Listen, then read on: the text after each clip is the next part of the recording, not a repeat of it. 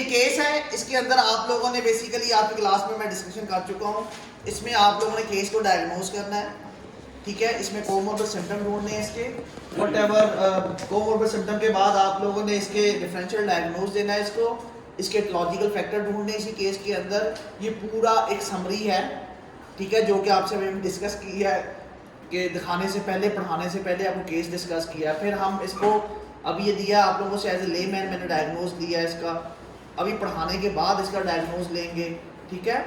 तो इसी वर्डिंग को यूज़ करेंगे। आज पहला डिसऑर्डर पढ़ाने जा रहे हैं हम बेसिकली ADHD, ठीक है। ADHD बेसिकली अगर DSM-5 और 4 देखें TR, तो DSM-4 TR में जो था चैप्टर अपने अलाइन थे, उसमें पहला चैप्टर था चाइल्ड डिसऑर्डर का। इसी तरह ICD-10 में भी चाइल्ड डिसऑर्डर हैं, ठीक है। बट DSM-5 में जितने कॉग्निटिव प्रॉब्लम्स के साथ डिसऑर्डर हैं बच्चों को, कॉग्निटिव प्रॉब्लम्स के साथ और डेवलपमेंटल डिले के साथ, उन सबको इकट्ठा किया गया एक चैप्टर में जिसका नाम है न्यूरो डेवलपमेंट डिसऑर्डर। पहले इसी चैप्टर को कहा जाता था चाइल्ड डिसऑर्डर, अब इस चैप्टर को क्या कहा गया है?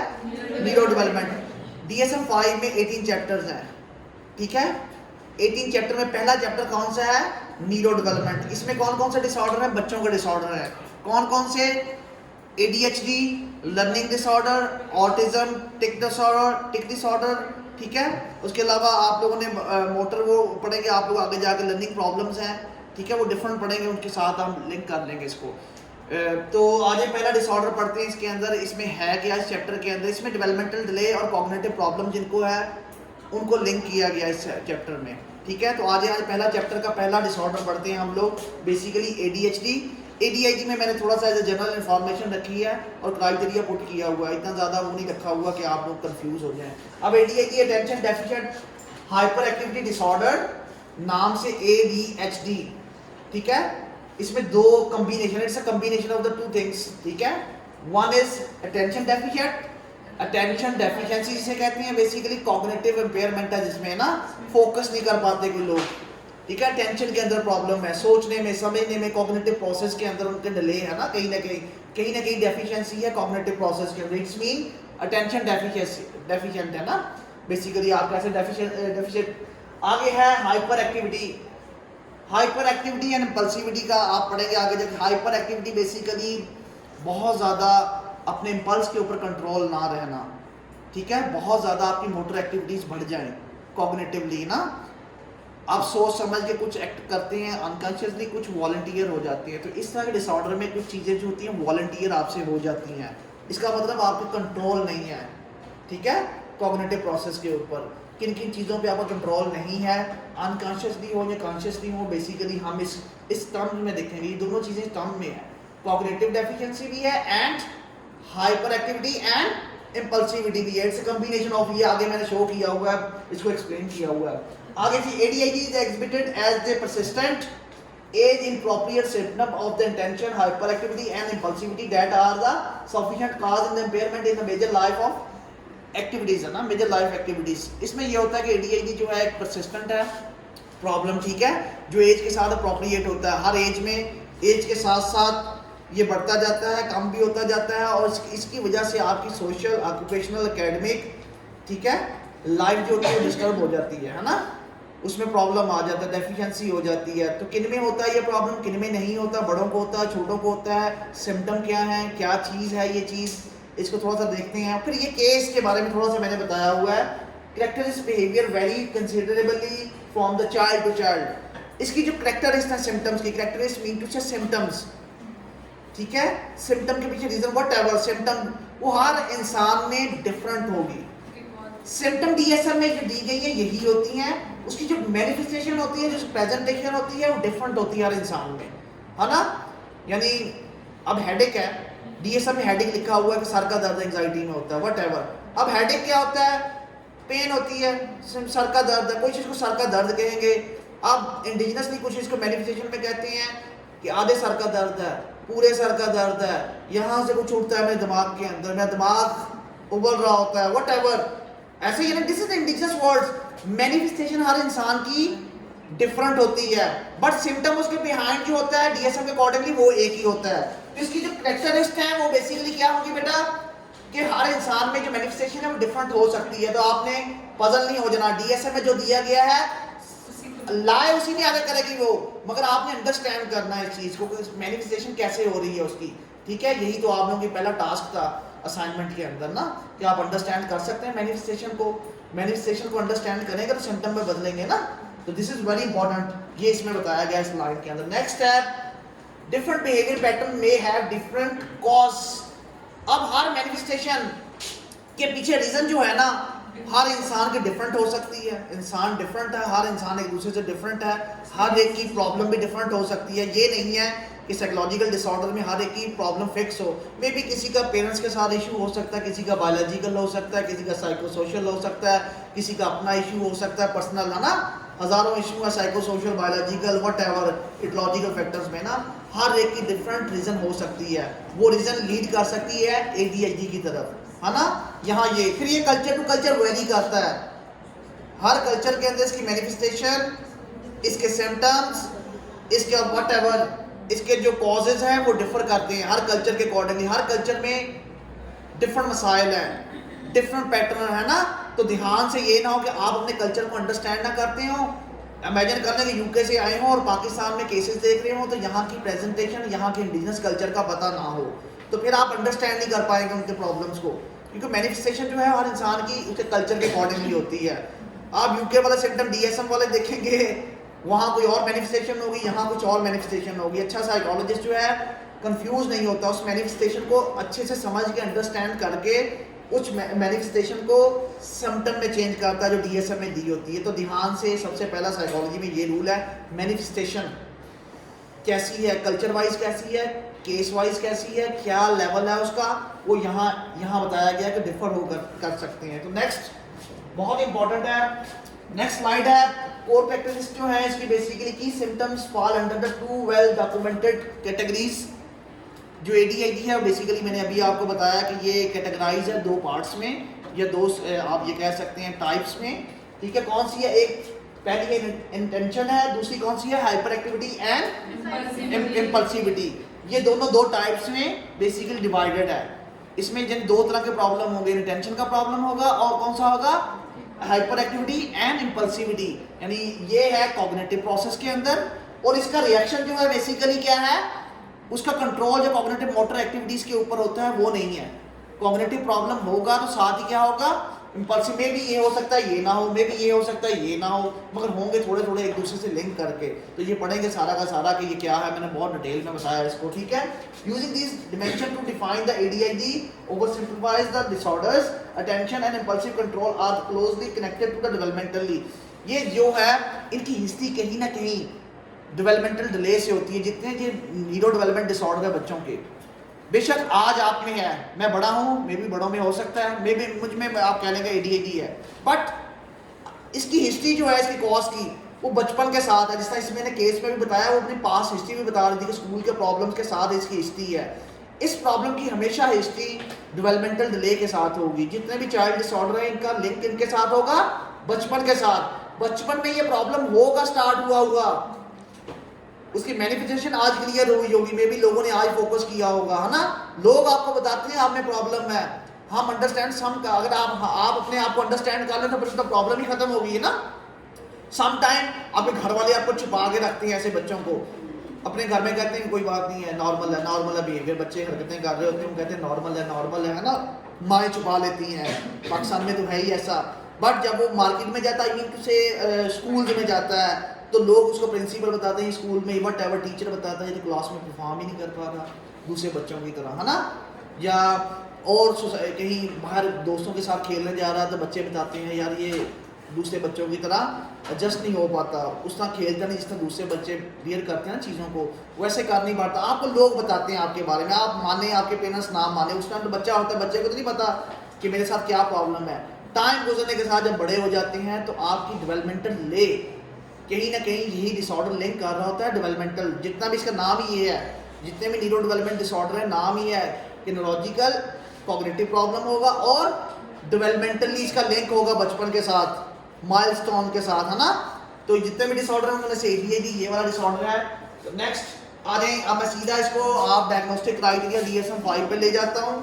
अभी लेटेस्ट आ चुका है डिफरेंट, तो ये पढ़ लें तो बेसिकली आप इसमें चले जाएंगे, बेसिकली आप अंडरस्टैंड कर लेंगे। बहुत इंपॉर्टेंट है। सीधा डीएसएम का क्राइटेरिया। अब डीएसएम का क्राइटेरिया मैंने डीएसएम 5 से लिया हुआ है, आप सारा का सारा ये स्लाइडें हैं वहाँ से पड़ी हुई हैं, ठीक है। तो इसमें है क्या, इसको अंडरस्टैंड करें कि डायग्नोज कैसे करते हैं किसी को।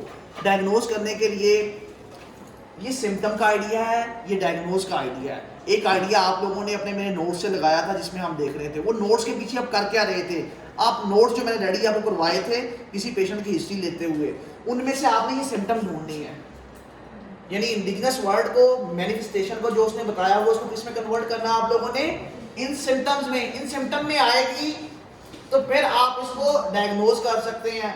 अगर सिम्टम में आएगी नहीं चीज तो क्या होगा, कुछ भी नहीं होगा। तो डायग्नोज के रेफरेंस से बता रहा हूँ। इसी तरह आपने इटोलॉजिकल फैक्टर बताने हैं, है ना। इटोलॉजिकल फैक्टर्स क्या है, वो सेपरेट टॉपिक है। अभी यहाँ टॉपिक है डायग्नोज का, कि डायग्नोज क्या है, कोमोर्बिड सिम्टम क्या है, हम सारा पढ़ते हैं। आज हम पहले पढ़ते हैं ये लाइनें क्या है, इनको मीनिंग इनके समझना। डीएसएम जब भी आप उठाएंगे हर डिसऑर्डर का क्राइटेरिया इसी तरह लिखा होगा, डायग्नोस्टिक क्राइटेरिया, ठीक है, हर डिसऑर्डर का। तो पढ़ने में मुश्किल नहीं। पहली लाइन जो होती है ये एक बता रही होती है कि डायग्नोज के बारे में कि है किस चीज का, है ना। तो पहली लाइन में देखें, persistent pattern of inattention and और hyperactivity impulsivity that interfere with the functioning और developmental age characterized by the a and 1 and 2। इसका मतलब है कि ये कहने वाला है कि इंटेंशन और हाइपर एक्टिविटी का प्रॉब्लम है किसी इंसान को। इंटेंशन का प्रॉब्लम भी है, साथ हाइपर एक्टिविटी का प्रॉब्लम भी है। वो इंटरफेयर कर रहा है, किस चीज में इंटरफेयर कर रहा है, आपकी फंक्शनिंग में। कौन सी फंक्शनिंग, सोशल फंक्शनिंग में, आपकी लाइफ में पूरी में, है ना। लाइफ पूरी में फंक्शनिंग को खराब कर रहा है। घर में है तो घर वाले आपको बता रहे हैं, इंटरप्ट कर रहे हैं कि ये बच्चा कंट्रोल नहीं हो रहा, ये इसके कुछ समथिंग रॉन्ग, वो बार बार इंडिकेशन। स्कूल में जाता है, स्कूल वाले कहते हैं ना। अगर जॉब में बड़ा है तो बड़ा जॉब में जाता है तो वो एकेडमिक प्रॉब्लम को, जॉब के अंदर प्रॉब्लम्स होती हैं, असाइनमेंट्स में, इस तरह की चीज़ों में ना। जहाँ भी जाता है उसकी क्वालिटी ऑफ लाइफ इफेक्ट हो रही है, इंटरफेयर कर रही है। ये चीज़ें जो सिम्टम्स हैं, ये जो उसके सिम्टम है, ये इंटरफेयर कर रही है उसकी लाइफ के अंदर। लाइफ में कहाँ कहाँ लाइफ है, एकेडमिक है, सोशल है ना, आपकी पर्सनल लाइफ है, आपकी होम जिसे हम कहते हैं ना, फिर इसके बाद जॉब लाइफ है जिसे ऑक्यूपेशनल लाइफ कहते हैं। वहाँ आप एडजस्ट नहीं कर पा रहे, वहाँ ये इंटरफेयर कर रही है। सिम्टम कैसे इंटरफेयर कर रही है, पहले सिम्टम को अंडरस्टैंड करें, फिर इनकी कॉन्सिक्वेंस देखेंगे। जिस समय लास्ट केस दिखाया था ना, यही सिम्टम इंटरफेयर कर रहे हैं उसकी जॉब के अंदर, उसकी लाइफ के अंदर, जो उसके से। अभी आप अंडरस्टैंड करेंगे अपने सिम्टम को देखने, क्लियर। अब आपने देखना सबसे पहले इनअटेंशन। इसकी दो टाइप्स हैं, A and B criteria, 1 and 2। ये पहला क्राइटेरिया ए है, पूरे डिसऑर्डर का क्राइटेरिया ए पूरा होना चाहिए। ए क्राइटेरिया कंप्लीट होगा तो बी पे जाएंगे, फिर डी भी पूरा होना चाहिए, फिर सी भी होना चाहिए, फिर डी भी होना चाहिए, है ना। ये सारे क्राइटेरिया, अगर इनमें से एक भी खत्म हो गया तो डिसऑर्डर नहीं है। अब एक क्राइटेरिया के अंदर फर्दर दो डिविजन्स हैं। एक क्राइटेरिया में दो डिविजन्स हैं। कौन कौन से डिवीजन में पढ़ते हैं, इनअटेंशन टाइप। अब इंटेंशन टाइप अगर किसी इंसान को है क्या, वो इंटेंशन टाइप कब शुरू होती है, क्या होता है उसमें, ये यहाँ सीखेंगे इंटेंशन टाइप है क्या। वैसे इसमें 6 and more of the following symptom have persistent for the at least 6 months to a degree. This is the inconsistent with the developmental level and the negatively impact directly on the social and academic occupational activities। यानी ये intention के जो problem है किसी इंसान में, अगर 6 या 6 से ज़्यादा सिम्टम हो, 6 या 6 से ज़्यादा सिम्टम हो किसी बच्चे में, यहाँ बात कर रहा हूँ, बड़े में भी आएगा, दोनों में आएगा। अगर उसको इंटेंशन के 6 सिम्टम्स हैं, वो सिम्टम हैं भी हैं और साथ उसकी लाइफ को भी डिस्टर्ब कर रहे हैं, सोशल एकेडमिक, और उनमें भी नज़र आ रहा है, लोग कंप्लेन कर रहे हैं, यार ये बंदा ठीक नहीं है, इसको समझ नहीं आती, इसको अंडरस्टैंड नहीं, फोकस नहीं कर पाता चीज़ों के ऊपर, ये मेरी इंस्ट्रक्शन को फॉलो नहीं कर रहा, ये नहीं कर रहा, और हर जगह कंप्लेन्स हैं। It's mean something wrong with you. अब 6 सिम्टम क्या है वो देखने से पहले बच्चों के लिए, बड़ों के लिए, किसके लिए है, ये एक नोट लिखा हुआ है इसमें, सिंपल ये वाला। कहते हैं ये जो 6 सिम्टम है ये डिफ्रेंशिएट होनी चाहिए किससे, ऑपोजिशनल बिहेवियर से, ओडीडी से कहते हैं, ठीक है। ओडीडी इसे ऑपोजिशन डेफिशिएंट डिसऑर्डर कहते हैं उसको, और hostility and failure to understand. यानी ये एक डिसऑर्डर के दूसरे सिम्टम्स हैं, दूसरे डिसऑर्डर्स हैं, ये समझ लें। अपोजिशनल डेफिशिएंट डिसऑर्डर जो होता है बेसिकली 8 साल से पहले, कुछ बच्चे ऐसे होते हैं 8 साल से पहले अगर वो आर्गूमेंट करें अपने टीचर्स के साथ, अपने घर वालों के साथ, छोटी छोटी चीज पे आर्गूमेंट करते हैं, बहुत आर्गूमेंटेटिव होते हैं वो लोग, बेसिकली आर्गूमेंट होते हैं, तो वो उनको ओडीडी कहते हैं। क्या कहते हैं? अपोजिशनल डेफिशिएंट डिसऑर्डर। जो भी अथॉरिटी होगी उसके अगेंस्ट जाएंगे, वो डिसऑर्डर ना हो उसको, ठीक है। Oppositional deficient disorder, अपोजिशनल deficient disorder जो होता है 8 साल के बाद कन्वर्ट हो जाता है कंडक्ट डिसऑर्डर में। कंडक्ट डिसऑर्डर कन्वर्ट होता है 18 के बाद जाके एंटी सोशल में। इनके बारे में थ्योरीज कहती हैं कि अपोजिशनल या हॉस्टाइल और ऐसे बिहेवियर कोई इंसान या बच्चा 8 साल से पहले शो करे, हॉस्टाइल या एग्रेसिव बिहेवियर, तो फ्यूचर में वो एंटी सोशल बनता है, जाके एंटी सोशल पर्सनालिटी में जाता है। कुछ लोग कहते हैं अगर वो बिहेवियर 8 साल के बाद शो करे, कौन सा बिहेवियर? हॉस्टाइल एंड एग्रेशन, वो क्या बनेगा फ्यूचर में? जब वो खुद ब खुद कहते हैं खुद ब खुद ठीक हो जाता है, फ्यूचर उसके ठीक कर देता है उसको, है ना। ये थ्योरी है इसके बारे में। बट यहाँ जो बात कर रहा है oppositional deficient disorder, hostility, failure to understand, ये प्रॉब्लम बेसिकली जो होनी चाहिए किसके साथ होनी चाहिए? इसके साथ नहीं है। एडीएचडी सेपरेट चीज है, यहाँ इंटेंशन का प्रॉब्लम है। ये चीजें अगर होंगी तो इसका मतलब कोई और डिसऑर्डर है उसको, ठीक है। आगे आ जाए, for the older and adolescent adults, ये जो है बच्चों के लिए 16 साल से पहले, 17 से पहले अगर बच्चा है या वट एवर एडोलसेंट की एज होती है उसमें सारे आ जाते हैं। अगर 17 से पहले 6 सिम्टम होने चाहिए, 17 साल के बाद बड़ों में ये कितना होना चाहिए? 6 की जगह 5, क्योंकि बड़े जो होते हैं हाइड करना शुरू कर देते हैं सिम्टम्स को, कंट्रोल आना शुरू हो जाता है, उनको पता होता है कहाँ कौन सा बिहेवियर शो करना है, कोई ना कोई ओरिएंटेशन शो होना शुरू हो जाती है ना, कि घर में अगर मैंने ये बिहेवियर किया तो अम्मी से मार पड़ेगी, पहले ही पड़ती है, तो उनको पता होता है कहाँ करना है कहाँ। मगर अनकॉन्शियसली भी सम टाइम हो जाता है, तो उनमें सिम्टम कम होते जाते हैं, जैसे जैसे ये बढ़ता जाता है सिम्टम कम होते जाते हैं, क्योंकि आपको फ्यूचर की ओरिएंटेशन होना शुरू हो जाती है, ठीक है। तो बड़ों में 17 साल के बाद 5 सिम्टम होने चाहिए, छोटों में 6 सिम्टम्स होने चाहिए। याद रखिएगा छोटों और बड़ों का फर्क है। दिस इज इंटेंशन के, अभी इंटेंशन की बात कर रहे हैं। अब इंटेंशन है क्या? I don't know. इंटेंशन जो है बेसिकली है क्या? इसमें ये है कि एक क्राइटेरिया, इसका अपना क्राइटेरिया, इन सिम्टम में से 6 होने चाहिए।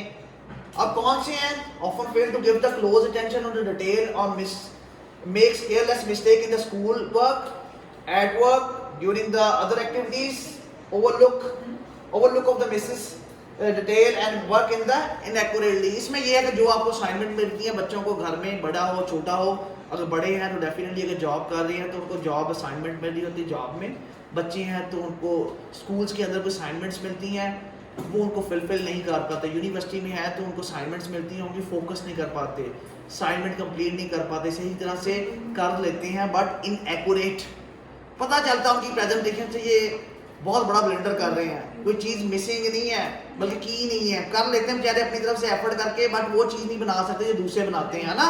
इनएक्यूरेट, ठीक है, इनअप्रोप्रिएट, इसमें तो इसका मतलब समथिंग रॉन्ग, पहले टास्क करते ही नहीं है, फिर अगर टास्क कर लेते हैं तो इनअप्रोप्रिएट होता है। ये बड़ों में छोटों में हर जगह हो सकता है, जॉब के ऊपर भी, घर में भी आपको अम्मी कहे कि आज झाड़ू सही तरह से जनाब झाड़ू लगा तो लेते हैं, कहीं मिट्टी रह गई, कहीं कुछ रह गया, कहीं कुछ रह गया, है ना।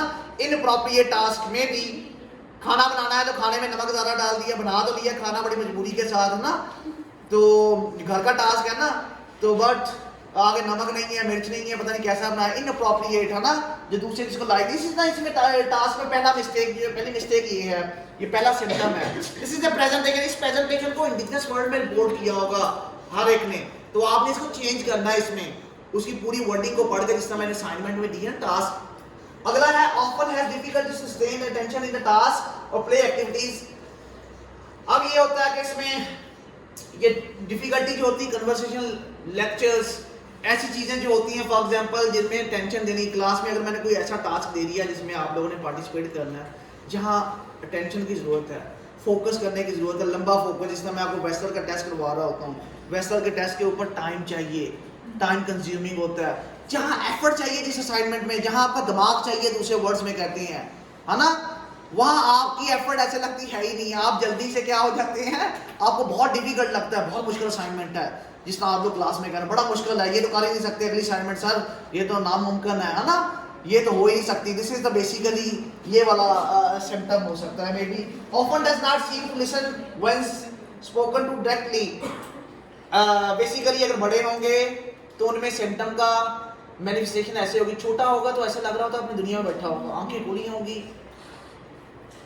दोस्तों के साथ आंखें खुली होंगी, यहाँ पे दोस्तों के साथ गप्पे लगा रहा होगा, मोबाइल यूज कर रहा होगा, जो टीचर इंस्ट्रक्शन देता जा रहा है उधर से उसको पता ही नहीं क्या हो रहा है ना, या फिर ऐसे लगा कि आंखें टीचर की तरफ खुली हैं, अंदर से दिमाग से सो रहा है ना, ऐसे लग रहा होता है डायरेक्टली ना, तो पता ही नहीं है कौन बात कर रहा है। या फिर जो बड़े लोग होते हैं मे भी ऐसे हो सकते हैं, बिजनेस वर्ड्स में आप चेंज कर सकते हैं। मे भी शाहरुख खान की फिल्म देखी है, आंखें खुली हो या बंद हो ना, हाँ वो जो रोमांटिक, आपकी आंखें खुली है तो दिमाग में फिल्म चल रही होती है ना जिंदगी की, है ना। तो मैं भी टीचर आवाज़ दे रहा होता है कि आ जाओ दुनिया में, आ जाओ दुनिया में, आ जाओ, तो वो बेचारा अपनी दुनिया में ही होता है, 8-9 बार उसका दोस्त हाथ लगाते हैं, सर बुला रहे हैं, है ना। तो इट्स मीन लाइक दिस। बड़ों में और होंगी इसकी इंडिजिनस मैनिफेस्टेशन, आपने इसको अपने अंदाज में करना है। मैनिफेस्टेशन बहुत इंपॉर्टेंट है, मैंने आपको बताया ना, चाइल्ड टू चाइल्ड, बड़ों में, चिल्ड्रन में, एडोलसेंट में, हर एक में मैनिफेस्टेशन का लेवल डिफरेंट होता है। हमें नहीं पता होता हमें ये चीज़ है कि नहीं है, लोग हमें बताते हैं इन चीज़ों को, ठीक है। आ जाए next, often does not seem, ये तो हो गया।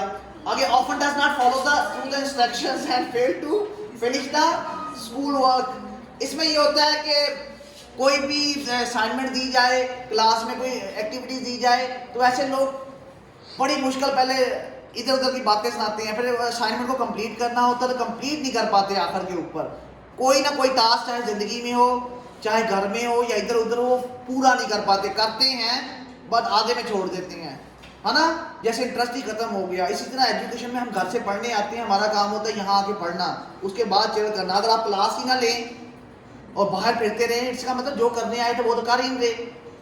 असाइनमेंटें बनाना, ये चीज़ें करना, ये आपकी एक करेक्टर को शो करता है, आप माने या ना माने एक करेक्टर को शो करता है। ये सारी चीज़ें डेवलपमेंटल डिले के साथ लिंक होती हैं, बड़ों में छोटों में, ये जो आदत बन जाती है, आप ये समझ लें। Often is difficult organise task and activities, बहुत इंपॉर्टेंट चीज़ है। ऐसे बच्चे जो होते हैं ऑर्गेनाइज नहीं कर पाते चीज़ों को, कपड़े कब पहनने, कहाँ रखने हैं, टेबल कहाँ रखना है, क्या चीज़ मेरे कमरे में होनी चाहिए, क्या नहीं। बच्चे तो बच्चे हैं ना, बच्चे तो अपना बैग से ऑर्गेनाइजेशन का मतलब है अपना बैग ऑर्गेनाइज करना, उनमें बुक्स कहाँ पड़ी होंगी, पेंसिल कहाँ, रबड़ कहाँ। बड़ों के बच्चों के प्रॉब्लम और होंगे ऑर्गेनाइजेशन से रिलेटेड, बड़ों के प्रॉब्लम ऑर्गेनाइजेशन से रिलेटेड। यहाँ ऑर्गेनाइजेशन सिम्टम है OCD का भी याद रखिएगा, वहाँ भी ऑर्गेनाइज होते हैं ये बहुत, है ना। यहाँ भी ऑर्गेनाइज अपने आप को कर नहीं पाते। अभी आपने सिम्टम पढ़ा था, उसने ऑर्गेनाइज नहीं कर पा रही थी अपने टास्क को, फलाना, है ना। ऑर्गेनाइज मीन सिस्टमैटिक वे में ना कर पाना, इनपरफेक्ट रहना, चीज़ों को परफेक्शनली पता होना चाहिए, मेरी चाबी कहाँ पड़ी है, मेरी गाड़ी की व्हाटएवर, मेरा कौन सा अगला टास्क है, मेरी चीज़ें कहाँ पड़ी हैं। ऑर्गेनाइज नहीं कर पाते, चीज़ें इधर फेंकी उधर फेंकी, इधर फेंकी है, इम्पल्सिविटी है, जा रहे हैं ना, पता ही नहीं। बाद में जब इकट्ठी करने की बारी आती है फिर अम्मी ढूंढे, ऐसे बच्चे करते हैं ना, फिर रोना भी डाल देते हैं उधर ही, अम्मी ये मुझे मिल रहा, ये नहीं मिल रहा, वो नहीं मिल रहा, ये नहीं हो रहा ना। चीज़ें खुद ऑर्गेनाइज नहीं करके रखते तो बाद में कॉन्सिक्वेंस इनके पेरेंट्स को भुगतने पड़ते हैं। फिर वो कंप्लेन करते हैं, अगर सही चीज़ें रखी होती तो डेफिनेटली मिल जाए। इसी तरह क्लास में हर चीज़ इधर की उधर, इधर की उधर। तो basically often difficult organize the task हो गया, activities often avoid the dislike और reluctant to engage in the task that require the sustainable mental effort. वो काम करते ही नहीं है ना, जिसका दिल हो ही ना, वो काम, इनको हर काम मुश्किल लगता है। इनको कोई काम भी देने, चाहे छोटा हो या बड़ा हो, इनको हर काम मुश्किल लगता है। कोई असाइनमेंट दे रहे, नहीं ये तो हो नहीं सकती, ये हो नहीं सकता, वो नहीं हो सकता, व्हाटएवर, इसका मतलब समथिंग रॉन्ग विद यू। जो बंदे बहुत ज़्यादा नॉर्मल होते हैं, बहुत परफेक्ट होते हैं, व्हाटएवर, जो हार्ड वर्कर होते हैं, वो कभी भी असाइनमेंट को असाइनमेंट लेते ही नहीं है, प्रॉब्लम को प्रॉब्लम लेते ही नहीं है लाइफ में, है ना। वो कहते हैं टास्क आएगा, उन्हें खुशी होती है कि इस टास्क में मैं परफॉर्म करूंगा तो अच्छे नंबर लूंगा, मैं दूसरों से डिफरेंट फील किया जाऊंगा, ये मेरे लिए फर्स्ट स्टेप है।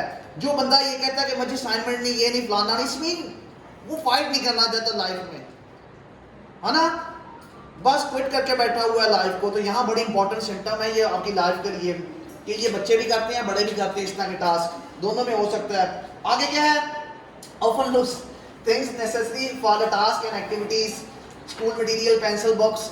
बच्चे हैं तो डेफिनेटली घर वाले, अम्मी ने सुबह बैग खरीद के दिया था, बैग में पेंसिलें भी डाली थी, रबड़ भी डाली थी, बुक्स भी डाली थी, तो शाम को घर वापस आए हैं नवाब साहब तो पता ही नहीं है बुक कहाँ गई, पेंसिलें कहाँ गई, ऐसा लग रहा है जैसे डोनेशन दे के आए हुए हैं ना।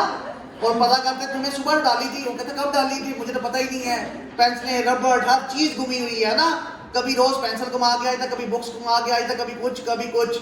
टीचर कंप्लेन करते हैं ना इसकी असाइनमेंट की बुक्स है, वट एवर, जो भी एक्टिविटीज़ की बुक नहीं है, कुछ भी नहीं है। वो पूछते कहाँ गई, मैंने तो लेके दी थी, मदर कहती है गुम गई, तो बच्चा उठा के ले गया, वट एवर, कहाँ गई, कहाँ गया बैग, कोई पता नहीं है ऑर्गेनाइजेशन में, है ना। ये की आम जिंदगी में ऐसा होता है और ये डिसऑर्गेनाइज होने की वजह से होता है बेसिकली ना। आगे often easily distracted by the extraneous stimulation।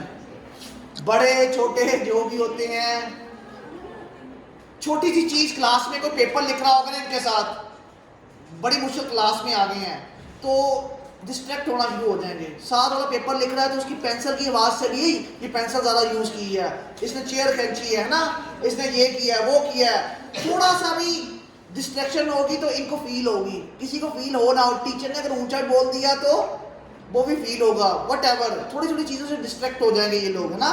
ये बहुत ही मुश्किल होता है इस तरह का टास्क करना। आगे is offer forgetful in the daily activities, doing, running, whatever।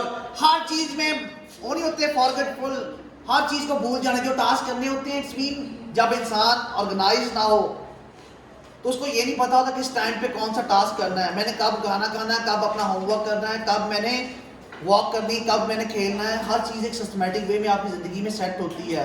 अगर आप सेट ना करो, आपके बाई चांस होमवर्क रात को कर दूंगा, सुबह को ये कर लूँगा, वट एवर, एक चीज़ों का टाइम नहीं देते आप। जब आप ये टाइम नहीं देते तो आप डिसऑर्गेनाइज होते हैं, फिर चीज़ें आती जाती हैं और आपके लिए मुश्किल पैदा करती जाती है। जब आपने टाइम रखा हो कि इस टाइम पे मैंने पढ़ना है, इस टाइम पे ये करना है, इस टाइम पे ये करना है, ये पता ही नहीं होता। होमवर्क मिला है, अच्छा अम्मी ने शाम को देखी डायरी, अम्मी ने शाम को डायरी देखी, तुम्हें होमवर्क मिला हुआ था, वो अच्छा मैं भूल गया, अच्छा अगला क्या काम मिला था, ये भी करना था, अच्छा वो भी मैं भूल गया, असाइनमेंट करके देनी थी, वो भी मैं भूल गया। आई मीन हर चीज़ के बाद जस्टिफिकेशन होती है इनके पास, फॉरगेट, है ना। तो इसका मतलब ऑर्गेनाइज नहीं है, हर चीज़ एक सिस्टमेटिक वे में खुद करनी होती है। इनको हेल्प चाहिए होती है ऐसे लोगों को ना, दूसरे बताते हैं तो पता चलता है। यस, नेक्स्ट है इसी तरह दूसरी लाइफ के अंदर हाइपर एक्टिविटी एंड इम्पल्सिविटी बड़ा इंटरेस्टिंग है, हर बंदे को अपने अंदर नजर आ रहा होता है। तो साइकोलॉजी में पढ़ने से पहले ये जो मैंने सिम्टम बताई हैं आप लोगों को फील हो रहा होगा क्या आप नहीं है ये सारा कुछ ना, या बचपन में था या आज है या अभी है ना। तो साइकोलॉजी की ब्यूटी है कि कहते हैं सीखवा को दीजिए जो जा को सीख सिखाए। आप में से हर बंदा साइकोलॉजिस्ट नहीं बन सकता। साइकोलॉजिस्ट बनने की क्वालिटीज पहले मांगी जाती है ना, कि सेंसिटिव नहीं होना चाहिए, शायर नहीं होना चाहिए, ये नहीं होना चाहिए, वो नहीं, वो जैसे क्वालिटीज हम मांगते हैं, 5 ट्रेड वट एवर ट्रेड्स मांगते हैं।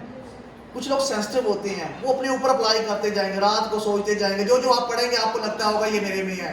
अभी मैं साइकोटिक का चैप्टर पढ़ाऊंगा तो आपको लगेगा मेरे में है ना, ADHD पढ़ाऊंगा तो आपको लगेगा मेरे में है। इट्स मीन आपका कंट्रोल नहीं है आपके माइंड के ऊपर। आपने दूसरों को क्या कंट्रोल करना है, आप अपने सिम्टम अपने ऊपर ऑब्जॉर्व कर रहे हैं, जो मैं सिम्टम बताता जा रहा हूँ, ऐसा नहीं करना आप लोगों ने। You are very strong person, ठीक है, जो दूसरों के इमोशंस को चेंज कर सकता है। सबसे पहले अपने इमोशंस को कंट्रोल करना, अपनी फीलिंग्स को कंट्रोल करना। फील करें बट एक्ट ना करें, ठीक है। इस सिम्टम को फील करें कि किसी के साथ ये कैसे होते होंगे, अपने अंदर ना ले आए एक्ट करने के लिए कि इनको फील करके एक्ट करना शुरू कर दें। हाँ, फील करें कि पेशेंट ऐसा बेचारा क्या फील करता होगा, एक्ट ना करें। एक्ट करेंगे तो आप पेशेंट लगेंगे, है ना। और ये ना हो कि आप इनको इंडोर्स करते रहें, ऑब्जॉर्व करते रहें और या आप में अनकॉन्शियसली ये सिम्टम आ जाएं। अक्सर साइकोलॉजिस्ट कहते हैं हर 6 सेशन के बाद वो पागल होते हैं ना, ये ट्रू है। जो इस नॉलेज को ऑब्जॉर्व नहीं कर पाते तो वो अपने ऊपर इसको हैवी कर लेते हैं और जिसकी वजह से वो पागल हो जाते हैं। हर 6 सेशन के बाद आपकी अपनी काउंसलिंग होती है, इसलिए सुपरवाइजर होता है जो आपको लताड़ता है ना, आपकी तबीयत साफ करता है कि आप में सिम्टम ना आ रहे, आपको ज़मीन पे लाता है। आप केस में इतने गुम हो जाते हैं कि आपको लगता है आखिर पे अपने में आ गया ना, फिर सुपरवाइजर आपको दुनिया में लाता है। यही चीज़ तो थी नहीं उसमें, तुमने कहाँ से ले आई, अपनी इंडोर्स कर दी है, वट एवर, है ना। तो ये चीज़ें याद रखिएगा, अपने ऊपर हैवी नहीं करना इन सिम्टम को। हर बंदे को जो डिसऑर्डर आप पहली बार पढ़ रहे हैं आपको लगेगा कि ये मुझ में है, ऐसा कुछ फील करें, एक्ट नहीं करना, थोड़ी देर के लिए फील करें, उसके बाद दोबारा नॉर्मल हो जाए, आ जाए। Hyper activity and impulsivity, 6 and more of the following symptom have persistent for the at least 6 months to degree that is inconsistent with the developmental level and that negatively impact directly on the social and academic and occupational life। ये जो symptom इनमें से कितने होने चाहिए? 6 symptom होना चाहिए बच्चों में 17 साल से पहले, वही वाले किसके? हाइपर एक्टिविटी एंड टेंशन के, वही रूल्स। और नोट में क्या लिखा हुआ है? इसको ओडीडी और दूसरे डिसऑर्डर से डिफरेंशिएट करना है, वही 3 चीजें। और साथ ये है कि 17 साल से अब 5 सिम्टम होंगे और इससे कम जो होंगे 16, 15, उनमें 6 सिम्टम्स होंगे, सेम वही क्राइटेरिया। क्लियर? आ जाए इसके पढ़ते हैं। हाइपर एक्टिविटी क्या बड़ा इंटरेस्टिंग है, आप लोगों को फील नहीं होता समटाइम हमारे एक्ट दूसरे देख रहे होते हैं, ये बच्चों के एक्ट को हम ऑब्जर्व कर रहे होते हैं, बच्चों को फील नहीं होता, ये अनकॉन्शियसली आदत बन जाती है आपके। इसका मतलब आपके इम्पल्स के ऊपर कंट्रोल नहीं है। ठीक है, एक चैप्टर है इम्पल्सिव डिसऑर्डर का। जिन लोगों के इम्पल्स के ऊपर कंट्रोल नहीं होता उनको ओडीडी, कंडक्ट डिसऑर्डर, ठीक है, ओसीडी, ये सारा एक नया चैप्टर बन गया है जिसे इम्पल्सिव डिसऑर्डर के नाम से जाना जाता है। जब आपके इम्पल्स के ऊपर कंट्रोल ना हो तो आपको कौन सा डिसऑर्डर होता है? ओडीडी, कंडक्ट डिसऑर्डर, ओसीडी, ठीक है, ये डिसऑर्डर उसमें कन्वर्ट होंगे, नया चैप्टर बन गया है। बट यहाँ इम्पल्सिव नहीं है, आप इम्पल्सिव हैं, ठीक है, बट वो वाले इम्पल्सिव नहीं है कि अपने इम्पल्स के ऊपर कंट्रोल नहीं। आ जाए। Often fidget with taps, hands, feet, skinning the seats, इसका मतलब ये है ऐसे बच्चे के क्लास में बैठे होंगे उनको बेचैनी सी होगी, जैसे रूह उनकी ना आवाज से बढ़ रही होती, पंजाबी में कहते हैं अक्सर, मैं तो अक्सर कह रहा होता हूँ, अक्सर कुछ लोग कह रहे होते हैं घर में अपने बच्चों को, इसकी रूह को चैन नहीं है, कभी इधर से हटाया उधर लग गया, बच्चे को इधर से हटाया उधर, उधर से आए इधर, उधर, है ना। तो इस तरह ये क्लास में बैठे होंगे, कभी ये कर रहे होंगे, ये कर रहे होंगे, है ना, मैंने कहा यही कर रहे होंगे, कभी चीखें निकाल रहे होंगे चेयर्स की, कभी आगे कभी पीछे, लेक्चर चल रहा है कि बैठने के लिए, है ना, वक्त डाला होगा इन लोगों ने, कहीं ना कोई एक्ट इनके दिमाग में, इम्पल्स, कभी रिंग फेंक रहे होंगे, कभी कुछ कर रहे होंगे, कभी टोकन फेंक रहे होंगे, व्हाटएवर, कोई ना कोई इनके दिमाग में अनकॉन्शियसली चल रहा होता है, वो कर नहीं रहे होते, अनकॉन्शियसली हो रहा होता है, इम्पल्स के ऊपर कंट्रोल आई मीन टू से, यानी कि ये बड़ा इंपॉर्टेंट क्वेश्चन है। अगला है often leave the seat in the situation when the retaining the seat is the expected. हर वक्त ऐसे लोग जहां बैठना होता है खामोश होकर, मेहमान आए हैं घर में, अम्मी ने कहा था हिलना नहीं है ना, बड़ा अप्रोप्रिएट बिहेव करना है, कोई चीज को हाथ नहीं लगाना, जब खाना शुरू हो तो पहले मेहमानों को सर्व करना है ना। और ऐसे लोगों का इम्पल्स के ऊपर कंट्रोल नहीं, खाना आता है इनकी आंखें खुल जाती हैं, है ना, जिस तरह आप लोगों की खुल जाती हैं, तो इनके हाथ खुद ब खुद, वो बेचारे कोशिश कर रहे होते हैं कंट्रोल करें, बट उनके हाथ ही कंट्रोल हो रहे होते हैं ना, उनके अंदर एक बेचैनी सी होती है चीज़ों को लेने खाने के लिए। बेशक पेरेंट्स दे भी दें प्लेट में डाल के, बाकी हाथों से ले लेते हैं ना, फिर खाने के लिए चम्मच यूज ही कर रहे होते हैं, व्हाटएवर, ठीक है। इसी तरह मामले अपने मदर जो होती है वो रोकती हैं, सोफे पे नहीं जाना, मेहमान आए तो बच्चों के साथ खेलना है ना, ये लोगों के अंदर बेचैनी होती है, कभी सोफों के ऊपर से चलांग, कभी मेहमानों के ऊपर से चलांग, कभी फ्लाइंग टिकट लग रही है, whatever, this is the natural, कुछ लोग कहते हैं नेचुरल बिहेवियर ये वाला। 5 साल से पहले तो एक नेचुरल बिहेवियर है, बच्चे करते हैं, सारे बच्चे करते हैं, बट एक सेटिंग में जहां उनके पास पावर होती है, वो पावर वाली सेटिंग कौन सी होती है? घर। अगर अम्मी सख्त नहीं है तो बच्चा बैठना आपको मिलेगा ही नहीं, है ना, अगर अम्मी सख्त है तो घर में कंट्रोल है। बट जब एकेडमिक सेटिंग में जाते हैं, स्कूल में जाते हैं, तो वहां तो कंट्रोल है, वहां भी अगर वायलेशन करें इट्स मीन इनके साथ प्रॉब्लम है। एक से ज़्यादा सेटिंग के अंदर नॉर्मल बच्चा सिर्फ जो होता है एक सेटिंग में करता है जहां पावर होती है, जहां पावर नहीं होती वहां वो एक्ट इस तरह का नहीं करता। तो नेचुरल बच्चे जो होते हैं जिनमें नेचुरल होता है वो सिर्फ एक सेटिंग में करते हैं, वो भी जहां पावर। क्लियर? ये नेचुरल बिहेवियर भी होता है, अच्छी बात है, बच्चों की ज़िंदगी है ना, उनको करने देना चाहिए ये चीज़ें, ये दिन दोबारा नहीं मिलते हैं ना। तो बट ये देखना आप लोगों ने कि ये वो एक्टिविटीज़ हैं जो हम प्रोवाइड करना चाहते हैं या वो एक्टिविटीज़ हैं जो नॉर्मल हैं, दोनों में बहुत फ़र्क है। इंडिकेशन जो मैंने आपको कहा है, ये ना होगा अब नॉर्मल एक्टिविटीज़ को अब नॉर्मल में ले लें, अब नॉर्मल को नॉर्मल में ले लें। अंडरस्टैंडिंग एंड अवेयरनेस बहुत इंपॉर्टेंट है इन चीज़ों के ऊपर, ये छोटा सा डिसऑर्डर बहुत इंपॉर्टेंट है। Yes, next, often leave the seat, ये तो हो गया। Often runs about length in the situation where it is inappropriate, अभी मैंने बताया भागना, घर में दौड़ लगी होती, मेहमान आए होते, बच्चों को पकड़ रहे होते, अम्मी बिठा के जाती है अभी थोड़ी देर सोफे पर पढ़ने के लिए, थोड़ी देर बाद बच्चा कहीं बाहर मिल रहा होता है, छत पे चढ़ा हुआ है ना, कहीं कहीं जा रहा है कि खिड़की से छलांग लगाने की कोशिश कर रहा है, घर वालों को वक्त डाला होता है कि ये बच्चा जा कहाँ रहा है ना, एक जगह नहीं बैठता, कभी किसी छत पे चढ़ रहा है, कभी किसी पे चढ़ रहा है, कभी कुछ। This is the normal behaviour but inappropriate. Normal और नॉर्मल में बहुत फर्क है दोनों में, है ना। आगे है डी क्राइटेरिया। इसमें ये है कि एडोल्सन में ये एक्टिविटी जैसे जैसे आप बड़े होते जाते हैं ये इम्पल्सिविटी कंट्रोल हो जाती है। याद रखिएगा, जैसे जैसे आप बड़े होंगे आपको फ्यूचर ओरिएंटेशन होती है, आपको पता लोग मुझे ऑब्जर्व कर रहे हैं, ये एक्टिविटीज कंट्रोल हो जाती हैं। आपको पता है मुझे मार पड़नी, अम्मी ने ये किया, तो आप वहाँ सिचुएशन पे वो बिहेव नहीं करते जहाँ आपको पता हो कि यहाँ कंट्रोल। बड़ों को समझ, मगर बच्चों को समझ, बच्चों में ये एक्टिविटी ज़्यादा होती है, बड़ों में ये आहिस्ता आहिस्ता कम होना शुरू हो जाती है मैनिफेस्टेशन, बट छुपनी शुरू हो जाती है ना। आ जाए ऑफन अनएबल टू प्ले और engage in the layer activities quietly. वहाँ जहाँ मासूमाना क्वेश्चन होते हैं ना, मासूमाना क्वेश्चन, तो जहाँ मासूमाना गेम्स होती है ना, बैठ के आराम से इज्जत के साथ खेलना, ना किसी के साथ पंगा लेना, मगर इनको चैन नहीं आता, इनकी रूह को ना, इनको जब तक किसी को जाके लात छाता मार के आए, लड़के ना आए, है ना, किसी का सर सुर ना फाड़ दे, वट किसी को तंग ना करें किसी ना किसी वे से, तब तक इनको सुकून नहीं आता। इनको ऐसी एक्टिविटीज पसंद ही नहीं है जिसमें अकेले बंदा खेले, इनको वो एक्टिविटीज पसंद है जो जाके दूसरों के साथ खेली जाए, फिर उन एक्टिविटीज में जाके टांग लड़ाई जाए और उनको तंग किया जाए, है ना।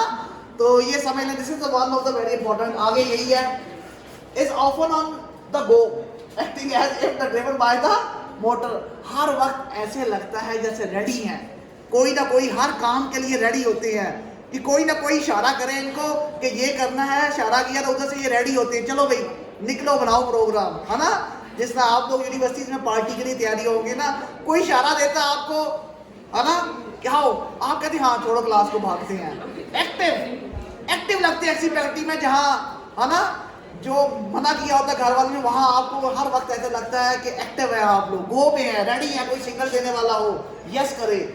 आ जाए ऑफन टॉक एक्सेसिवली, बहुत ज़्यादा छोड़ू किस्म के लोग भी हो सकते हैं इनमें, है ना, हर वक्त इधर की बातें उधर की बातें, सारा दिन बैठ बैठ के वही बातें, है ना। इसका मतलब ज़बान पे कंट्रोल नहीं है अगर देखा जाए तो। इम्पल्सिविटी, है ना, इम्पल्सिविटी बहुत ही खतरनाक होती है अगर समझ ना आए तो। Next, often talk excessively, often blurt out answer before the question.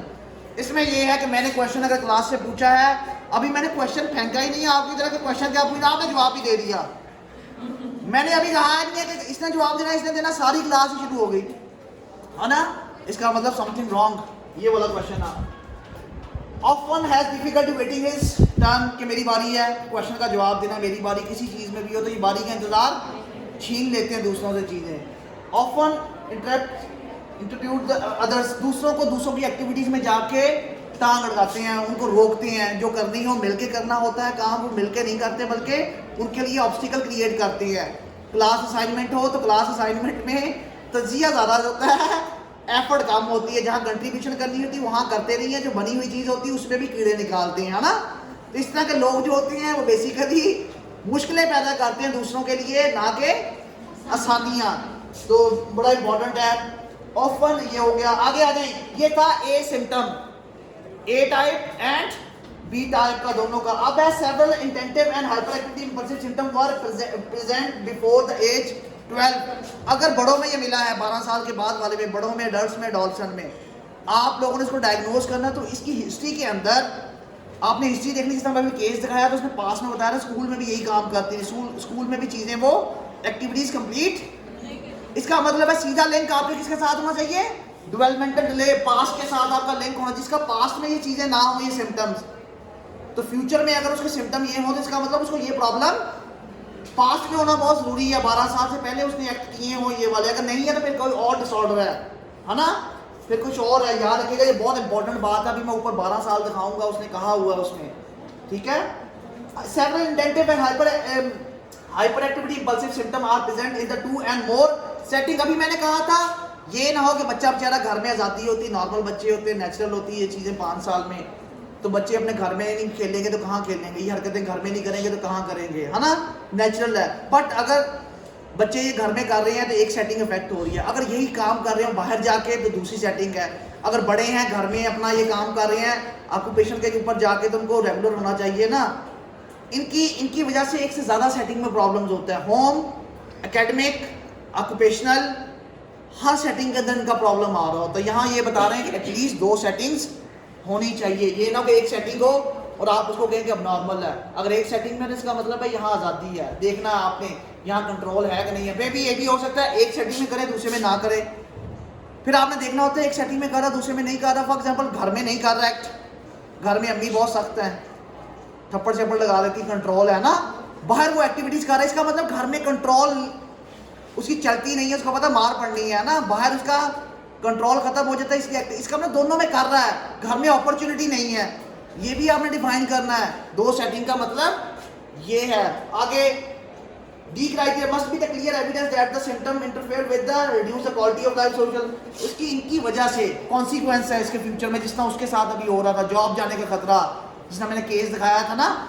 इसकी वजह से अगर आप डल हैं तो कल को जॉब मिलेगी आपको, चांसेस कम है। क्वालिटी ऑफ लाइफ क्या होगी, कम हो जाएगी। सोशल इंटरेक्शन क्या होगी, कम हो जाएगी। लोग आपसे बात करना पसंद करेंगे, आपसे आइडिया लेंगे, नो। इनका एकेडमिक सोशल लाइफ इंपॉर्टेंस नहीं मिलती। घर में उसी को इंपॉर्टेंस मिलती है जो माल लाता है, अच्छे वे में, अच्छा पढ़ा लिखा हो, एजुकेटेड हो, पढ़ने के बाद कोई जॉब शॉप भी हो ना, उसी की वैल्यू होती है। तो जिसकी वैल्यू नहीं होती वो कौन होता है, जो सिर्फ बातें कर रहे होते हैं, घर में बैठ कर प्लानिंग कर रहे होते हैं, वो कहते हैं वेला है ना।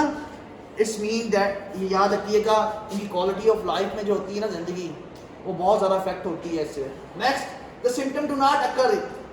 ये याद रखिएगा, ये दोनों सिम्टम्स हर डिसऑर्डर में होंगे।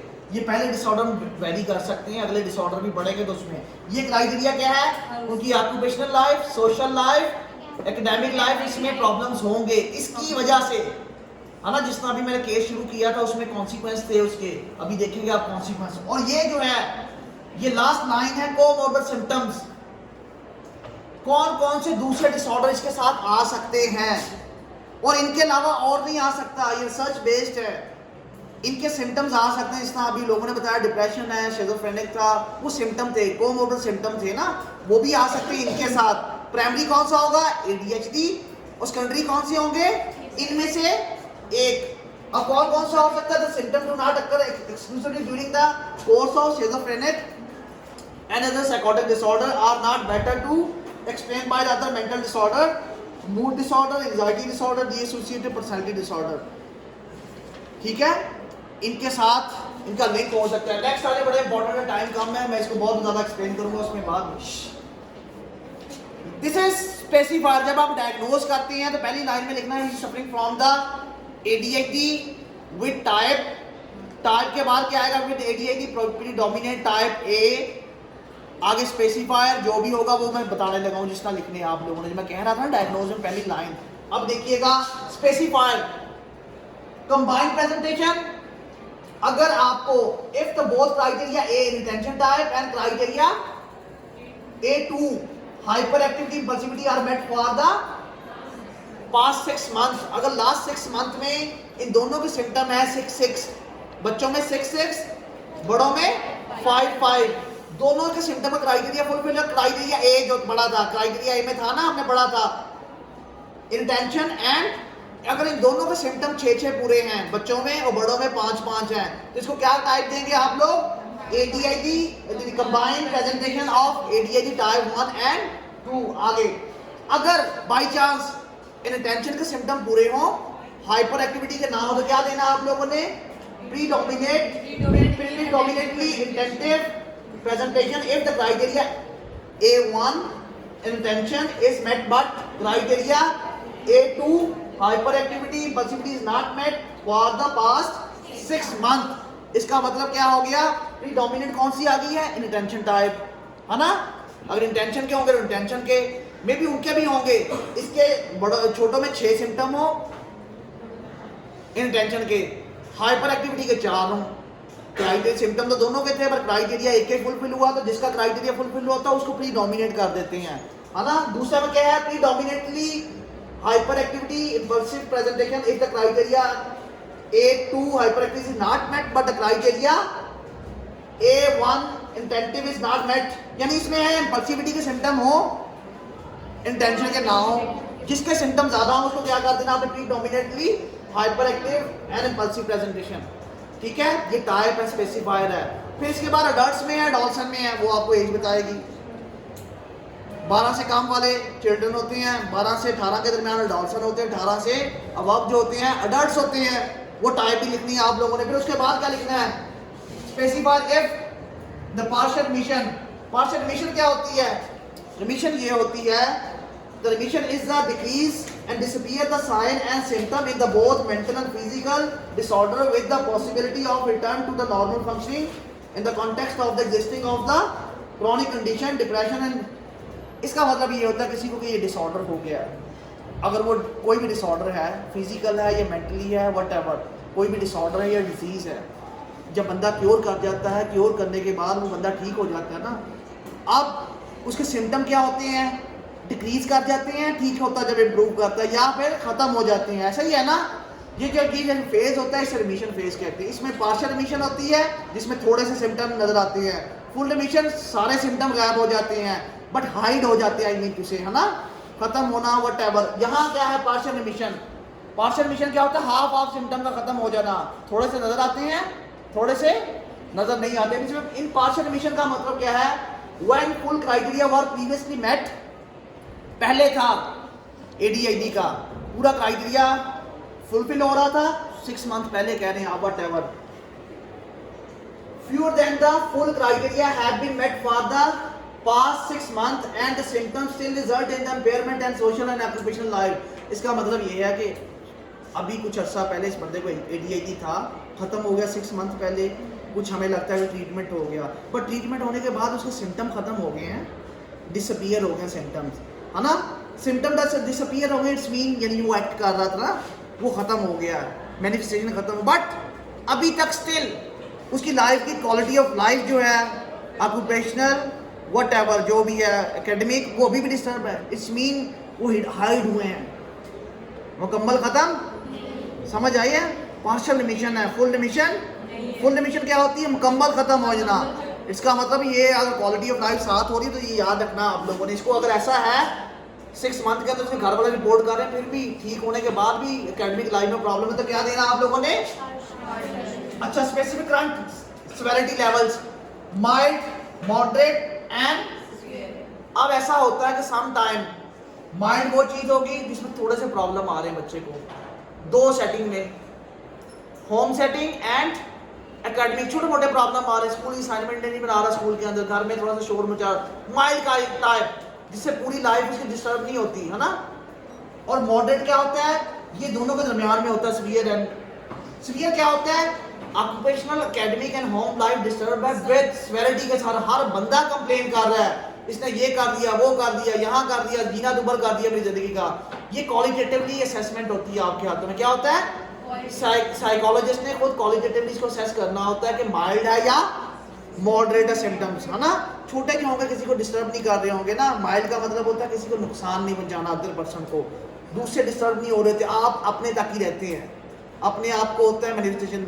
सीवियर में ये होता है कि आप अपने आप को भी इफेक्ट कर रहे हैं, साथ आपकी वजह से आपके घर वाले भी बेइज्जत हो रहे हैं, है ना, तो दोनों तरफ है। इट्स मीन वो एकेडमिक में है, सोशल में है, फैम व्हाटएवर, किसी भी लाइफ के अंदर है ना, कि आपकी जॉब जाएगी, मैं इमेजिन करें आप जॉब कर रहे हैं, असाइनमेंट सही नहीं कर रहे, एक तो असाइनमेंट सही नहीं कर रहे, लोग आपको कहेंगे, पर्सनल डिस्ट्रेस होगी, इसकी वजह से जॉब चली गई तो क्या होगा, घर वाले भी सफर करेंगे, है ना। इसका मतलब है सीवियर टाइप है, जब बंदा अकेला सफर कर रहा हो, थोड़ा हो, तो प्रॉब्लम इतना दूसरे इफेक्ट नहीं हो रही। यहाँ माइल्ड और मॉडरेट के दरमियान, माइल्ड क्या है, फ्यूअर है, सीवियर क्या है, बहुत ज्यादा सिम्टम्स हैं, और मॉडरेट इनके दरमियान में। ये आपने डिसाइड करना क्वालिटेटिवली, किसी ने डिसाइड करके आपको नहीं देना कि माइल्ड है, मॉडरेट है एंड सीवियर है, ये आपको सिम्टम को देखते हुए आपने करना है। इसके लिए पहले जीएफ होता था, व्हाटएवर, वो थोड़ा सा आपको गाइड कर, बट वो जरूरत नहीं है, आपने अपनी क्वालिटेटिव ऑब्जर्वेशन है आपकी ना, साइकोलॉजिस्ट की। तो ये था केस। अब इससे पहले मैं उसको डिफाइन करूं, इससे पहले मैं वापस केस पे जाता हूं। This is the case. अब ध्यान से इसको पढ़ें, क्या ये डीआईडी का केस है या किसका। इसके अंदर आपने कोमोर्बिड सिम्टम ढूंढने हैं, मुझे अगर मार्कर है तो क्या क्या ढूंढना है आप लोगों ने। सबसे पहले आप लोगों ने इसका डायग्नोज देखना है,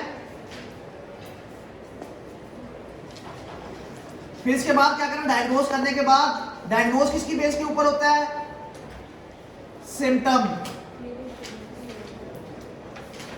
सबसे पहले आपने क्या करना है, सिम्टम, सिम्टम की बेस के ऊपर डायग्नोज करना है प्रॉपर। डायग्नोज करने के बाद आपने क्या करना है, इटियोलॉजिकल फैक्टर्स, इटियोलॉजिकल फैक्टर होते हैं कॉज को कहते हैं ना। कॉज कौन सी, पर्सनल भी हो सकती है, पेरेंट्स की भी हो सकती है, व्हाट एवर सोशल कॉज, ये कॉज को कहते हैं। डिसिपेटिंग फैक्टर का सुना हुआ है, जो सबसे पहले है वो व्हाट एवर पोस्ट, वो इटियोलॉजिकल फैक्टर हो गया। फिर इसके बाद कोमोर्बिडिटी ढूंढनी है आप लोगों ने, कोमोर्बिडिटी अभी मुझे बताएं, वैसे अभी आपने पढ़ा चला है। फिर इसके बाद चौथे पे है डिफरेंशियल डायग्नोज, क्या देना आप लोगों ने, डिफरेंशियल डायग्नोज। 4 पे है डिफरेंशियल डायग्नोज, डीएफ कर लेता हूं इसको मैं शॉर्ट करने के लिए। आप मुझे पहले लाइन पढ़ें और आप इस केस को डील करना बताएं, एनीबॉडी टेल मी कि जो आगे बताएगा, पहली लाइन पढ़ते जाएं और आगे बताते जाएं। यस कम हियर, नहीं केस को पढ़ते हुए आपने पूरा नैरो डाउन करना। और आप लोगों ने जो मुझे केस देना, अभी नेक्स्ट जो असाइनमेंट देनी है सैटरडे को, उस असाइनमेंट में जो आपको मैंने केसेस दिए हुए नोट बनाने के लिए हिस्ट्री, लास्ट पेज के ऊपर आपने इस तरह डायग्नोज करना है अपना जो पूरा केस है ना, उसको, उसके सिम्टम्स को, उसके आर्गूमेंट को इस में डालना है आप लोगों ने, इसी टेम्पलेट के अंदर। अगर नॉर्मल है तो नॉर्मल के आर्गूमेंट डेवलप करने हैं, अब नॉर्मल है तो अब नॉर्मल के सिम्टम बेस है ना, उसमें इटियोलॉजिकल फैक्टर, उसमें सब कुछ आपने ऐड करना है। नॉर्मल है तब भी इटियोलॉजिकल फैक्टर होंगे कि वो नॉर्मल क्यों है, उसके पेरेंट्स व्हाट एवर, कौन उसको पढ़ाता है, क्या IQ लेवल उसका होगा ना। ये जितना ज़्यादा आप लिखेंगे आपकी ओरिएंटेशन ठीक होगी। ये एक टेम्पलेट है जिसको मैंने कहा हुआ है, इस टेम्पलेट को फॉलो करें, क्या है क्या नहीं है। आप आए स्टेज पे मैं बताता जाता हूँ क्या है क्या नहीं है। यस कोई आएगा इसको ठीक करने के लिए। सबसे पहले केस हमेशा कंफ्यूजिंग होता है, मगर ये हिस्ट्री बहुत क्लियर है। कौन करेगा, जल्दी आए बेटा जल्दी, हम इसको डील करेंगे। क्लास में था कौन आना चाहता है स्टेज पे, कोई डील करना चाहे, कोई नहीं करना चाहता। सिम्टम भी आप बताते जाए, मैं आपको हल करवाता जाता हूँ। आप बताते जाएं, आप लोगों ने ये चीजें ढूंढनी है, इसमें सिम्टम भी ढूंढने। सबसे पहले आप बेटा सिम्टम ढूंढो। इसमें सबसे पहले डायग्नोज करने के लिए आपको सिम्टम चाहिए। पहले पूरा केस पढ़ो, इसकी एज देखो। सबसे पहले कितनी एज है, 29 ईयर। 29 ईयर ओल्डर है, अडल्ट्स में आती है ना। 20 ईयर क्या है इसमें, clinical and distress, this is the first symptom. इसको लाइन मार लो, मार्क कर लो। इसने पहला कहा डिस्ट्रेस है, नहीं चलो चलो आप उसकी फेस नहीं लोगे ना। फिजिट्स हैज, यस लिखो, उधर लिखो इंटेंशन एंड दो, वेट इंटेंशन सेपरेट लिखो, दोनों सेपरेट लिखो।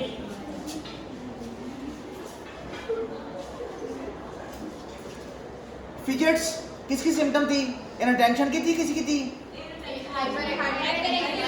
हाइपर एक्टिविटी की थी, तो इंटेंशन की नहीं है, है ना। जिसका सिम्टम है उसके अंदर आपने सिम्टम लिखना है। अब यहाँ लिखो, इसको रिमूव करो, यहाँ इसके सामने लिखो, दोनों लिखो, इंटेंशन लिखो, वेट इसको भी रिमूव करो, यहाँ एज ए कॉलम बनाओ, इनअटेंशन डालो और उसमें वो करो। अब जब ये कर लो, आपने लास्ट पे ये कॉलम बनाना, जब सारे सिम्टम इकट्ठे कर लो आप लोगों ने नैरो डाउन करके। अब आपने इसको जब डिसऑर्डर, इंटेंशन इधर हाइपर एक्टिविटी लिखो, इस तरफ इसको रिमूव करो, हाइपर एक्टिविटी।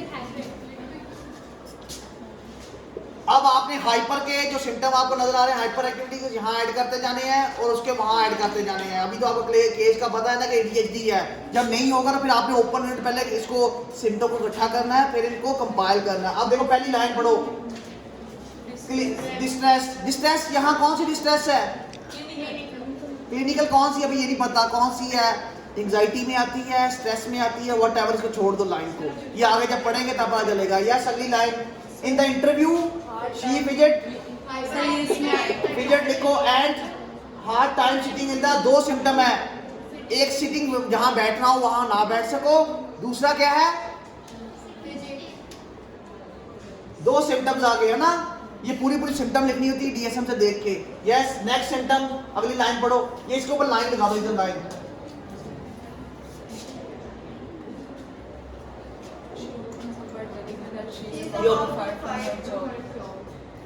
अब क्या था, ये कॉन्सिक्वेंस है। She open up by telling you she is about the to be the fired from the job।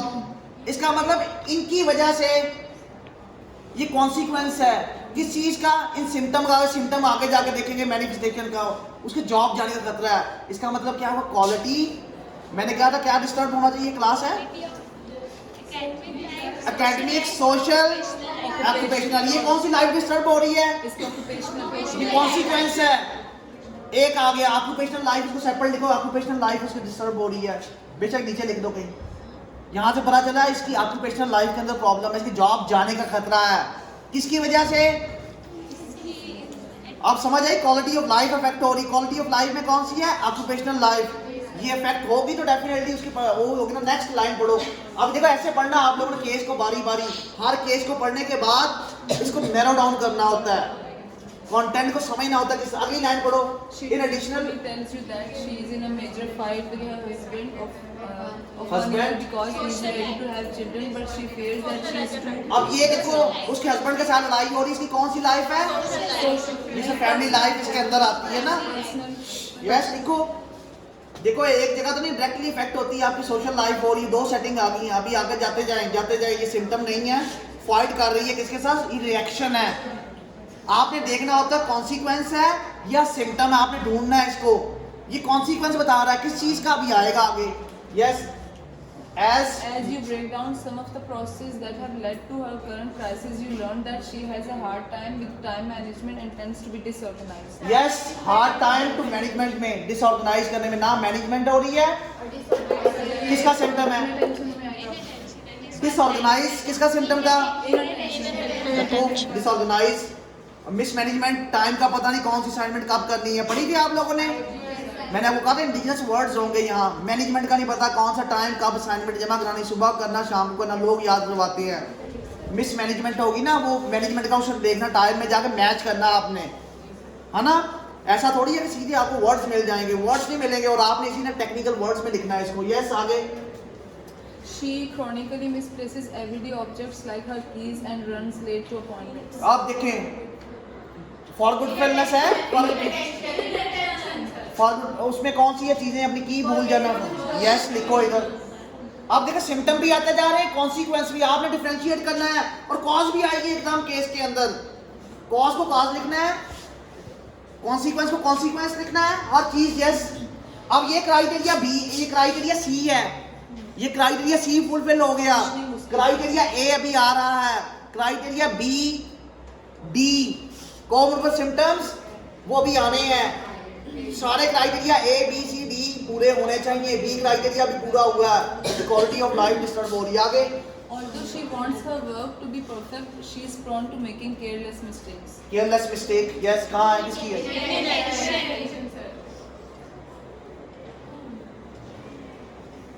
आगे। The struggle for perfection makes starting a new task feel very stressful, leading her to procrastinate. वही वाला जो क्या था कि ऐसा लगता है कि ये काम होगा ही नहीं इनसे, अनएबल टू डू एनीथिंग ना। टास्क जो मैनेजमेंट थी, हाइपर था क्या, देखे डीएसएम निकालें जल्दी से, उसमें देखें वो जो मैंने अभी पढ़ाया था। हाँ बेटा हाइपर था, उसका नाम क्या था सिम्टम का, आपने सिम्टम का नाम यहाँ प्रॉपरली लिखना है, कोई चीज को ऐसे नहीं लिखना। हाइपर तो सारा ही है वो, है ना। सिम्टम क्या था, हाइपर का तो था, उसका नाम लिखें डीएसएम में क्या था। जब चीजें आप भूल रहे होते हैं, न्यू टास्क में प्रॉब्लम होती है, नया टास्क जिसमें आप लोगों ने एफर्ट चाहिए होती है, जिस टास्क में एफर्ट चाहिए होती है उसमें इसको stressful event, organize new task नहीं थे आप लोगों के टास्क में जिसमें एफर्ट चाहिए, एफर्ट उसमें आएगा, मेरे इंटेंशन में है। एफर्ट जहाँ चाहिए टास्क के अंदर, ध्यान से आपने वो सिम्टम समझ के लिखना है हर चीज को। एक बार करेंगे, दो बार करेंगे, पेपर में इजीली आपसे हो जाएगा। यस आगे। As a consequence, she has recently received a number of warnings from her boss related to ये missing deadlines. प्रोक्रास्टिनेशन, ये किसका सिम्टम है, प्रोक्रास्टिनेशन, असाइनमेंट ना कंप्लीट करना था, Sir, वही है ना, अनकम्प्लीट करना। यस difficulty आ जाती है in attention. हाँ यस प्रोक्रास्टिनेशन उसमें था कि कंप्लीट नहीं कर पाते असाइनमेंट्स, पढ़ा था ना आप लोगों ने। अब देखिए ध्यान से, सीधे सीधे वर्ड्स नहीं होते, आप लोगों ने ढूंढ के उसको फिट करना है दिमाग में। यस एज ए कॉन्सिक्वेंस, यहाँ से शुरू As करो। a consequence, she has recently received a number of warnings from her boss related to missing deadlines for assignments and errors in her work. ये बॉस ने कॉन्सिक्वेंस में दिया कि assignment सही नहीं कर पा रही, ये भी तो एरर पढ़ा था, सिम्टम था ना, इनटेंशन का ही था ना ये वाला, फोकस नहीं कर पा रही, एरर एंड मिस्टेक जो है ना असाइनमेंट्स में, परफेक्ट असाइनमेंट नाम लाना, इनएक्यूरेट असाइनमेंट, इनएक्यूरेट पढ़ा था ना आप लोगों ने, वो आपने एज पॉइंट लिख कर लिया। यस, नेक्स्ट आगे। As her performance, यहाँ she has, which has led to her acute fear of being fired. Yes, अब इसका कॉन्सिक्वेंस है ये कि जॉब से निकाली जाएगी, गेन हमने लिख दिया है, क्वालिटी ऑफ लाइफ इफेक्ट हो रही है ना। Occupational. यस, आगे।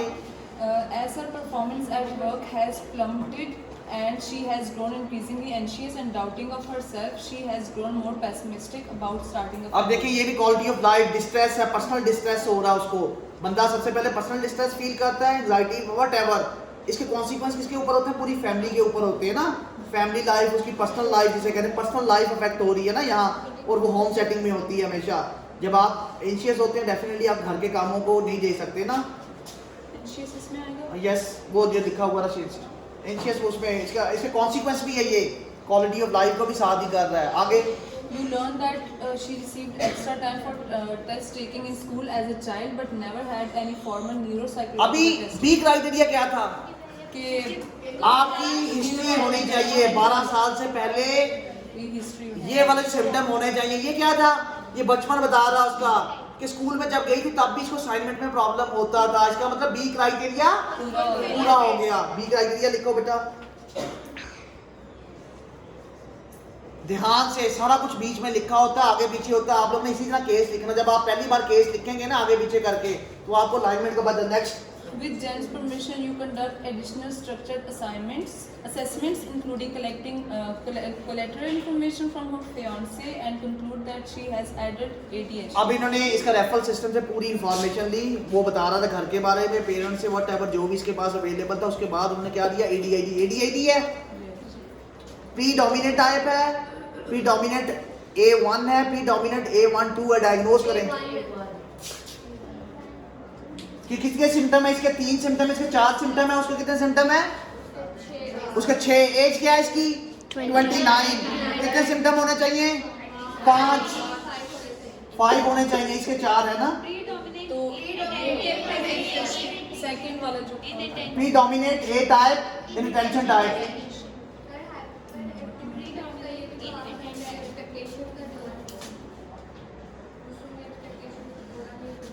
वो बेटा बाद में सिम्टम नहीं है, यहाँ मैं यहाँ बता रहा हूँ आप लोगों को। ये था प्रीडोमिनेटली इंटेंटिव प्रेजेंटेशन, यही आता है ना, और अगर आपने कंबाइंड टाइप लिख दिया तो गलत है।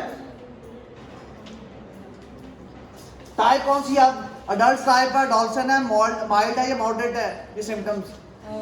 ये सीवियर क्यों, क्योंकि उसकी देखिए एक से ज़्यादा सेटिंग है, एक से ज़्यादा सेटिंग है तो इतना सीवियर है, उसकी जॉब भी जा सकती है, पर्सनली वो खुद भी इफेक्ट हो चुकी है। आप ये देखें तो ये बहुत बड़ा प्रॉब्लम है। कौन सी टाइप आ गई, सीवियर। आपने इसी तरह डायग्नोज करना है इसको प्रॉपरली, है ना। ये गलत डायग्नोज है, ये ओल्ड डायग्नोज था, इसका पैटर्न अब चेंज हो चुका है। यहाँ आपने लिखना है computer she has the predominant criteria A type with mild, वो स्पेसिफाइड अगर हो तो ठीक है, फिर उसके बाद अडल्ट टाइप व्हाटएवर पूरा उसको डायग्नोज करना पहली लाइन में, ये बहुत इंपॉर्टेंट होता है। अब इसमें देखें, इसने इकोलॉजिकल फैक्टर, इसी में इकोलॉजिकल फैक्टर कौन सा है, रीजन क्या है, बचपन में बताया तो बचपन में भी असाइनमेंट करती थी, इसका मतलब ये प्रॉब्लम बचपन से था। क्या था, बायोलॉजिकल हो सकता है कि मे बी पैसे प्रीडिस्पोजन हो बचपन में, हाँ डेवलपमेंटल डिले में बायोलॉजिकल हो सकता, लिखो मैंने कॉज पेपर में पूछी हुई है, और इसकी वजह से कॉन्सिक्वेंस आ रहा है। क्या हो सकता है उसका ecological factor, ecological factor cause, ये इसका पास था, पास के अंदर प्रॉब्लम था ना डेवलपमेंटल के अंदर, और इसके कॉन्सिक्वेंस क्या आ रहा है, उसके रिलेशनशिप खराब हो रहे हैं हस्बैंड के साथ, उसकी अपनी पर्सनल लाइफ सारी डिस्टर्ब हो गई है ना, पूरी की पूरी वो कॉन्सिक्वेंस है। आगे मैंने क्वेश्चन किया, वो इकोलॉजिकल फैक्टर भी आ गए, डायग्नोज भी हो गया, सिम्टम भी आ गए। ये क्या कोमोrbid सिम्टम, और किसके डिसऑर्डर के सिम्टम्स हैं, डिसऑर्गेनाइज होना OCD का सिम्टम भी है, डिसऑर्गेनाइज होना ADHD का भी। आप इसको डिफरेंशिएट करने करोगे कोमोर्बिड सिम्टम क्या हो गया? फॉर एग्जांपल ओसीडी आ गया, मैं कहता हूँ, लिखो कोमोर्बिड सिम्टम, एक इसी तरह सारे आ सकते हैं ना, व्हाटएवर। अब कोमोर्बिड सिम्टम में जितने आपके कोमोर्बिड सिम्टम आपने वो लिखने हैं। डिप्रेशन भी हो सकता है, होपलेस भी तो है ना, मे बी साइकोटिक भी हो सकती है, उसे लगता था, वो फील करती है, डिलूजन हेलुसिनेशन भी हो सकते हैं मे बी। अब जो आप लिखेंगे, अब इसने लिखा है ओसीडी साइकोटिक। अब डिफरेंशियल डायग्नोज क्या होता है? जब कोमोर्बिड सिम्टम लिख लो जो मैंने बताए थे कि उसी के अंदर से आ सकते हैं, उसके बाद इसको डिफरेंशिएट करना, आपने ये डिसऑर्डर इसको क्यों नहीं दिया? अगर डिसऑर्गेनाइज का सिम्टम था तो ओसीडी क्यों नहीं दिया आपने एडीएडी क्यों दिया? डिफरेंशियल डायग्नोज में आप डिफरेंशिएट करते हैं कि ओसीडी जो होती है वो बेसिकली किसके साथ लिंक करती है? एज के साथ, बड़ों में होता है, एंजाइटी का लेवल होता है, इसमें इंपल्सिव रिस्पॉन्स होता है, ठीक है। व्हाटएवर आप जस्टिफिकेशन देंगे उसमें अप्रोप्रिएट बच्चों में नहीं होती, बड़ों में होती है, वो एक डिस्ट्रेस की वजह से होता है व्हाटएवर। और ये जो होता है बच्चों में होता है, इसके रिस्पॉन्स की एक रीजन होगी ना, वो आप लोगों ने ये रीजन कहाँ लिखी थी डिफरेंशियल डायग्नोज की? डीएसएम का पेज खोलना, डिफरेंशियल डायग्नोज होगा, जो जो कोमोर्बिड सिम्टम बन सकते हैं उनके साथ, सबके साथ लॉजिक दी होती है ना, उसमें लॉजिक दी होती है। पेपर में जब मैं पूछूं जो भी आपको सिम्टम नजर आए, आपने फिर उस लॉजिक में क्या डालना होता है अपना, जो डीएसएम में था जवाब उसका, कि ये डिसऑर्डर क्यों नहीं दिया, ओसीडी क्यों नहीं दिया, बॉर्डरलाइन पर्सनालिटी डिसऑर्डर क्यों नहीं दिया, अगर था सिम्टम तो आपने क्यों नहीं दिया? क्योंकि उसका क्राइटेरिया फुलफिल नहीं, उसका क्राइटेरिया ये था व्हाटएवर, उसका क्राइटेरिया में 18 साल से ऊपर होना चाहिए था, ये होना चाहिए था, उसके क्राइटेरिया में इतने सिम्टम होने चाहिए, बाकी सिम्टम नहीं है। सर उसके भी सिम्टम्स बताएंगे यहाँ डिफरेंशियल डायग्नोज में, अगर आपको पता है, लॉजिक बतानी है, सिम्टम पता है तो वो बता दें। डिफरेंशिएट करना आप लोगों ने कोमोर्बिड सिम्टम से, कि आपने कोमोर्बिडिटी दे तो दी है, ऐसे नहीं देनी कोमोर्बिड सिम्टम कि आपने यानी 3-4 का नाम लिख दिए। जिसका नाम लिखा है उसको आपने डिफरेंशिएट करना कि आपने क्यों नहीं दिया। जहां जितने नाम आप लिखेंगे उनको लास्ट पे क्या करेंगे? डिफरेंशिएट भी करेंगे। अब डीएसएम खोले जाके उसने कोमोर्बिड सिम्टम को भी बहुत अच्छी तरह एक्सप्लेन किया, उसने डिफरेंशियल डायग्नोज को भी बहुत अच्छी तरह एक्सप्लेन किया लॉजिक के साथ, हर डिसऑर्डर की, उसने जेंडर प्रेवलेंस को भी हर चीज को डीएसएम में full fledge research base explain है। आपने सिर्फ ये नहीं कि मैंने आज इतना सा पढ़ा दिया, आपने पूरा चैप्टर पढ़ना है। कौन सा चैप्टर नहीं, ये डिसऑर्डर पढ़ना है। कुछ चीजें मैं इस प्रेजेंटेशन में नहीं समझा पा रहा होता क्योंकि टाइम कम होता है, बट आपने थॉरोली पढ़ना है। क्लियर? मैं पेपर में पूछ दूं मेल में ज्यादा होता है डीएडी या फीमेल में, ये कहाँ लिखा हुआ है? आप पढ़ा होगा तो आप 1 मिनट में जवाब दे देंगे। यहाँ मैं नीचे एकदम प्रेवलेंस किसमें ज्यादा होती है, आपको पता है कि डीएसएम में लिखा हुआ 1 नंबर, हर चीज का नंबर है, इस तरह मैंने पेपर में देना है आप लोगों को, पेपर ये है। ओके।